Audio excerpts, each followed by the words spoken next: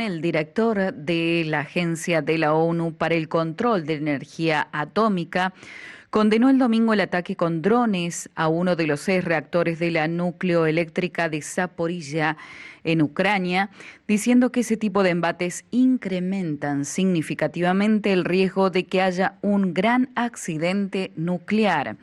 En una declaración en la red social X, Rafael Mariano Grossi confirmó que el reactor principal de esta planta, controlada por las fuerzas rusas, recibió al menos 3 impactos directos. Para echar luz a este tema vamos a dialogar y vamos a entrar en contacto ya con el profesor Bruno Tondini, analista internacional. Bruno, buen día, ¿cómo estás? Carolina te saluda.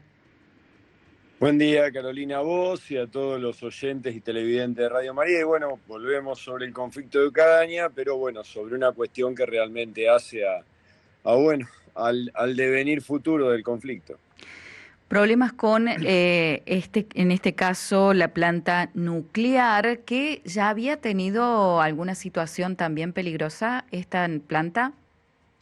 Sí, bueno, digamos, la situación peligrosa que tuvo esta planta tiene que ver básicamente con que abastece o puede abastecer a casi 4 millones de hogares, ¿sí? Es la principal planta de producción de energía de la zona, ¿sí? De esa zona de Europa, ¿sí? Y tiene un potencial muy importante, esos 6 reactores que la conforman, ¿sí? Lo que la hace obviamente en una zona de conflicto terriblemente riesgosa por lo que se denuncia justamente por parte del embajador argentino responsable de esa organización especializada de Naciones Unidas, que puede ser hasta un impacto directo en alguno de los reactores, ¿sí? O sea, la fundamental importancia radica en la producción de energía que puede dar, y además obviamente eso hace a su importancia estratégica. Por eso Rusia, como bien señalabas vos, ya había ocurrido esto a inicios del conflicto, fue uno de los Claro. principales objetivos que tuvo, y la ocupó Rusia. Hoy está Ujú. ocupada por Rusia ya desde los primeros 15 días de conflicto, ¿no? Claro, y en este caso Rusia acusó a Ucrania del ataque, pero hay ¿se establece alguna declaración por parte de Ucrania? Ucrania niega esta afirmación, sí. Bueno, hay que reconocer que esta guerra es bastante complicada en Ujú. cuanto a la identificación. Sí, no es lo que nosotros entendemos como una guerra clásica entre militares, y sobre todo con artefactos llamémosle así, la old school, como todos dicen, ¿no? Ujú. Aviones, barcos, y soldados. Aquí tenemos elementos tecnológicos nuevos, como se señala con el tema de drones, que hacen difícil digamos, la identificación de quién los utiliza, ¿no? Pero bueno, en síntesis, o sea, Rusia le roga a Ucrania, a través de su agencia atómica, justamente señala su rechazo a haber sido responsable de ese ataque, pero la realidad es que es un espacio de conflicto muy complicado, porque bueno, puede generar, como bien señalabas vos, y lo señalaba el embajador argentino, responsable de la agencia, bueno, un riesgo nuclear importante. Claro, pues digamos que no hay límites porque si se daña un reactor nuclear, el desastre natural y ecológico puede ser tremendo, ¿no? En la zona. Sí, sin duda, aquí hay varias posibilidades. La primera es un impacto directo a alguno de los reactores, ¿sí? Que eso sería, digamos, complicadísimo, ¿sí? Para todos. Pero además hay que tener presente que esto lo ha puntualizado la agencia ucraniana nuclear, es que estos reactores, a diferencia de los que, rápidamente para que la gente lo entienda, de lo que ocurrió en Chernobyl, están Ujú. refrigerados por agua y tienen sistemas de contención. Esos sistemas de contención de agua que refrigeran los núcleos de los 6 reactores utilizan energía eléctrica, ¿sí? Entonces, es fundamental evitar justamente que haya fugas de agua para que no se fusione o fisione el núcleo, ¿sí? Y además asegurar la provisión de energía eléctrica para que esas bombas estén en funcionamiento constante, a pesar de que desde el inicio del conflicto, la central fue sacada por Rusia, obviamente, Sí. de la red interconectada de Ucrania para entregar la energía, ¿no? Pero bueno, la realidad es esa. Y otra cosa que hay que poner destacar es que hay una misión permanente de Naciones Unidas justamente después de los primeros combates para justamente controlar y evitar estos problemas, ¿sí? Para alertar al mundo de lo que pueda pasar allí, o sea, que no pueda hacer esto, digamos, una cuestión que se pueda tapar desde el punto de vista informativo, ¿sí? Eso es importantísimo. Claro. Digamos, Rusia acusa a Ucrania, Ucrania lo niega y tengo que el Organismo Internacional de la Energía Atómica no atribuye responsabilidad a ningún bando. Es conflictivo, ¿no? Es confuso todo esto.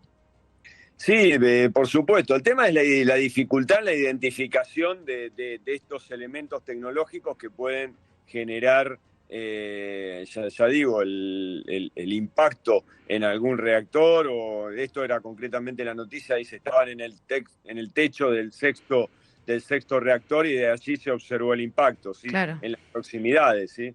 Pero bueno, el tema es también que Naciones Unidas, convengamos que una agencia de estas características tiene digamos, una búsqueda de neutralidad.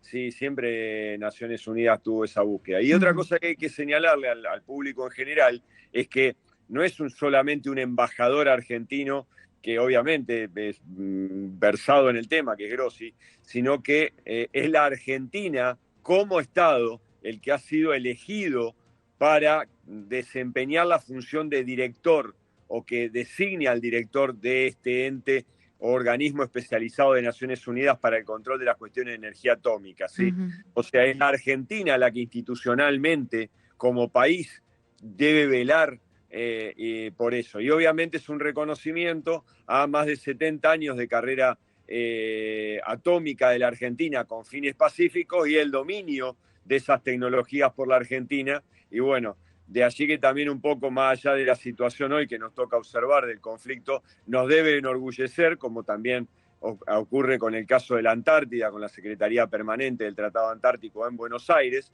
¿sí? Porque son las pocas políticas de Estado, siempre hablamos de eso en la Argentina, la energía atómica, la Antártida y obviamente, pero allí caro a nosotros que ya hemos hablado, a los argentinos de soberanía, Malvinas, las pocas políticas de Estado que se han sostenido, como dirían, pasan los gobiernos, pasan los jugadores, pero la Argentina sigue en una situación privilegiada a nivel mundial. Son las pocas cosas que nos van quedando de ese gran país que muchas veces desde el mundo están esperando que aparezcan, ¿no? Igualmente, como decís vos, es un reconocimiento, ¿no? A esa tarea pacífica, podríamos decir, para ser regulador. Sí, sin duda. Nosotros tenemos esa tecnología, la hemos desarrollado desde hace muchísimo tiempo. Pero también en esto hay que poner acento en algo muy importante. O sea, desde que se desarrolla la tecnología nuclear, ¿sí? Alguien ahora está, hace poco, incluso una película que ha sido laureada por Oscars, que es la que desarrolla Oppenheimer, ¿sí? O sea, todo lo que tiene que ver con la creación de la bomba atómica, ¿sí? Todo el proyecto Manhattan y entender en qué se basó esto. El mismo director de ese proyecto Manhattan decía, hemos dado la llave a la humanidad para dos situaciones que para nosotros una es buena y una es mala. La buena es que le hemos dado la llave para el desarrollo perpetuo a partir de obtener energía en forma ilimitada. Y la otra es que le hemos dado, la mala, es que le hemos dado la llave para su propia autodestrucción. Claro. ¿Sí? Lo que sí, para poner llamémosle así, un manto de piedad a esto, tengamos presente de que esta central se construye 2 años antes de Chernobyl, pero tiene toda una tecnología de contención justamente a partir de un servicio eléctrico auxiliar, de plantas de agua que pueden suplir en el caso de carencias, Ujú. doble sistema de defensa, de construcción para controlar los reactores, que la hacen un poquito más, digamos, no propensa, salvo obviamente alguna, perdónenme la expresión, alguna burrada que pueda ser un ataque directo, pero bueno, hay que mirarla con ojos de buen cubero porque es peligrosa. Son 6 reactores. Hay que recordar lo que fue Fukushima allá por el 2011, con solamente daños en 3 reactores y el caos que sembró allí, fruto del tsunami que ocurrió en Japón en esa fecha, ¿no? Bruno, te agradecemos por esta comunicación y seguro, bueno, nos reencontramos como siempre el próximo miércoles. Muchísimas gracias, Carolina, a vos y a todos los oyentes y televidentes de Radio María. Y bueno, una sola cosa, que en esto hay que tener mucha precaución, pero lo más importante es dejar también alguna semblanza, como decía Einstein, de que lamentablemente la energía atómica nos da esta posibilidad, ¿sí?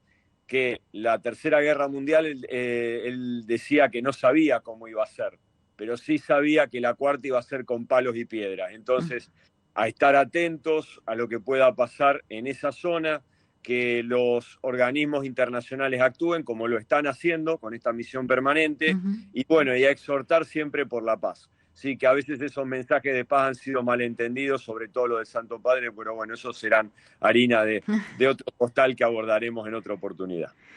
Muchísimas gracias, Bruno, por esta comunicación hasta el miércoles.